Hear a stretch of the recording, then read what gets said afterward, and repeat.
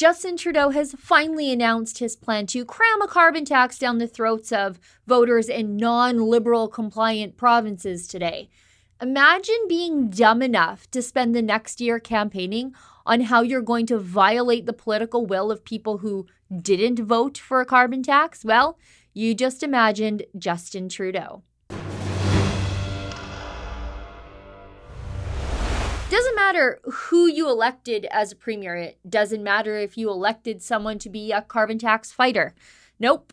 Trudeau is going to make sure that you pay what the Liberals are calling a regulatory charge on fuel. The Liberals' new carbon tax will be levied on gasoline, light fuel oil, natural gas, and propane.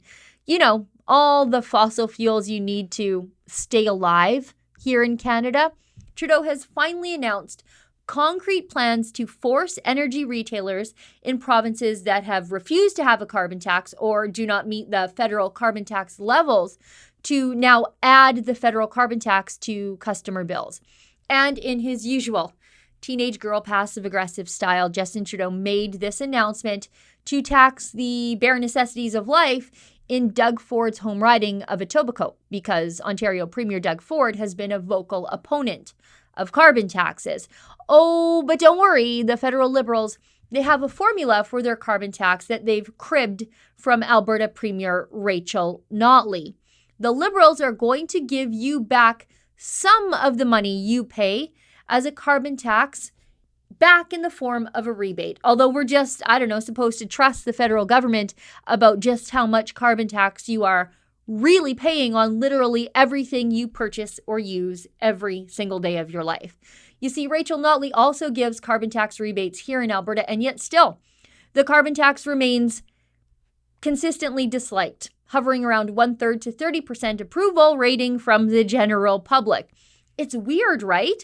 How people don't jump up and down for the idea of being bribed with their very own money. You see, people aren't stupid despite what politicians might think about them. Voters understand that nothing is truly revenue neutral when you have to wash those tax dollars through the hands of 100 overpaid government drones before the rebates are eventually issued back to the people. And about those rebates, the feds can't even talk about them without showing the world just how consistently bad at math they really are. Look at this tweet from CBC's Shane McGee. He was reporting on a carbon tax announcement in Moncton by Health Minister Jeanette Petitpas-Taylor. Now, Petitpas-Taylor says the federal government won't keep any of the money. About 90% will be sent back to individuals as rebates. The average family of 4 in New Brunswick will get about $248 back while they pay $207. Hold on a second here. How does it discourage fossil fuel use by actually rewarding people with $41 extra for using fossil fuels? Oh, and where are they getting that $41 extra if not from overcharging some other poor family somewhere else along the line? And all those government workers who are now issuing those rebates and calculating them, they don't work for free, do they? The math doesn't add up here. Anyway, even Rachel Notley wasn't politically tone-deaf enough to campaign on a carbon tax like Justin Trudeau just damned himself to do for the next year leading up to the 2019 election. Rachel Notley hid her carbon tax from voters.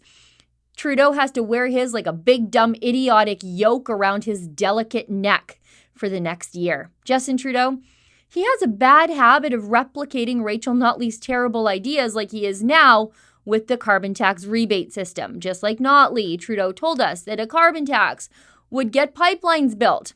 They called it social license, but we're further away from ever getting a pipeline built than we have been in recent memory. Then, just like Rachel Notley, Justin Trudeau told us that spending $4.5 billion to buy an existing pipeline would somehow turn away the environmental opposition and build the expansion of that very same pipeline. That pipeline now has been sent back to the regulatory drawing board for years and years and years of hearings and examinations. Notley wants to now have the federal government purchase rail cars to ship oil by rail to address the pipeline shortage that she helped create. Even scarier, Notley says her government is going to lay out the business case for the federal government to buy rail cars and locomotives to address a pipeline capacity shortage. If there is anything in the world Notley doesn't understand, it's the business case for absolutely anything. That plan doesn't seem all that low carbon, by the way, moving oil by rail. That is, if you care about that sort of thing, and I hear Justin Trudeau and Rachel Notley do. But I am willing to put money on the fact that Trudeau will go along with Notley's big idea to nationalize some rail cars.